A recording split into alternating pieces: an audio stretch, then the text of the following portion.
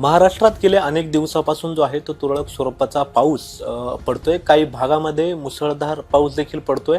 नेमका हा मान्सूनचा प्रवास जो आहे तो येणाऱ्या काळामध्ये कसा राहणार आहे या संदर्भातच आपण माहिती जाणून घेण्यासाठी आपल्यासोबत IMDचे हवामान तज्ज्ञ सानप सर आहेत. सर, एकंदरीत काय सांगाल? आपण जर पाहिलं तर काही ठिकाणी तुरळक पाऊस होतोय तर काही ठिकाणी मुसळधार अशा स्वरूपाचा पाऊस होतोय.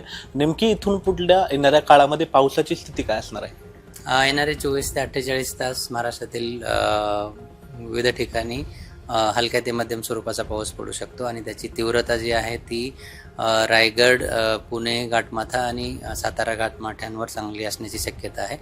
इंटेरियर महाराष्ट्रामध्ये किंवा पर्जन्यछायाच्या प्रदेशामध्ये त्याचं प्रमाण हलक्या ते मध्यम स्वरूपाचंच असेल आणि ते तुरळक ठिकाणीच असेल अशी परिस्थिती येणाऱ्या 24 ते 48 तास आहे. त्यानंतर पावसाचं प्रमाण कमी कमी होताना आपल्याला दिसेल. सध्या जर आपण पाहिलं किंवा येणाऱ्या काळामध्ये महाराष्ट्रासह म्हणजे संपूर्ण प्रदेशात एकसारख्या स्वरूपाचा पाऊस असेल की काही ठिकाणी कमी जास्त स्वरूपाचा असेल? सर्वदूर पावसाची शक्यता आता तरी नाही. येणारे 4 ते 5 दिवस तो तुरळक ठिकाणीच पडू शकतो. सर्वदूर पाऊस येणाऱ्या 4 ते 5 दिवस आता तरी नाही आहे. एकंदरीत पाऊस लांबला त्याचं कारण जे आहे ते एल निनो असलं होतं. मात्र जर आता जर पाहिलं तर त्याचा प्रभाव पूर्णपणे कमी झालाय का?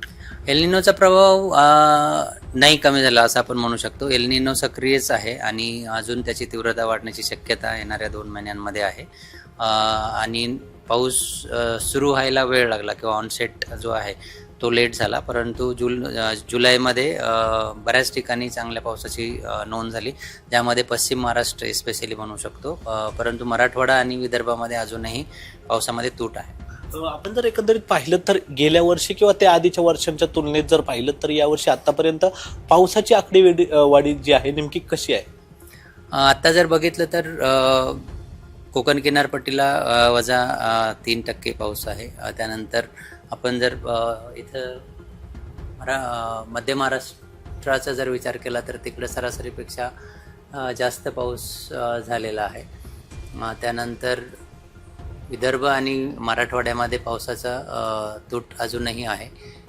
एकंदरीत जर बघितलं तर इथे मध्य महाराष्ट्रामध्ये 21% सरासरीपेक्षा जास्त पाऊस झालेला आहे. मराठवाड्यामध्ये 30% इतकी तूट आहे आणि विदर्भामध्ये तो वजा 25% इतकी तूट आहे. म्हणजेच पावसाचं वितरण जे आहे ते असमान आहे. काही ठिकाणी जास्त आहे तर उर्वरित महाराष्ट्रामध्ये अजूनही पाऊस सरासरीपेक्षा कमीच आहे. मराठवाडा आणि विदर्भाचा जर विचार केला तर जी तूट आहे म्हणजे -30% आणि -25% ती साधारणतः भरून येऊ शकते या पावसाळ्याच्या 2 महिन्यांचा जो पाऊस आहे त्याच्या डिस्ट्रीब्युशनवर हे सगळं अवलंबून असेल. तर 4 ते 5 दिवसांचा जो पाऊस आहे त्यावर कितपत ती भरून निघते ते बघणं इम्पॉर्टंट राहील. पण सध्या तरी या रिजनमध्ये तूट आहे. घाटमाथ्याचा परिसर वगळता पुणे शहर असेल किंवा संपूर्ण परिसर असेल सपाटीचा, या ठिकाणी येणाऱ्या काही काळात मुसळधार पावसाची शक्यता आहे का?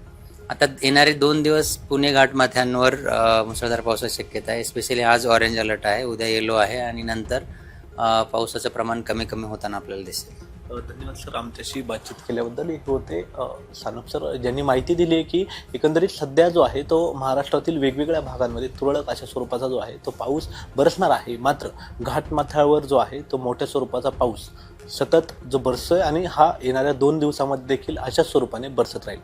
कॅमेरामन विक्रांत चव्हाणसह प्रथमेश तांबे, LS मराठी, पुणे.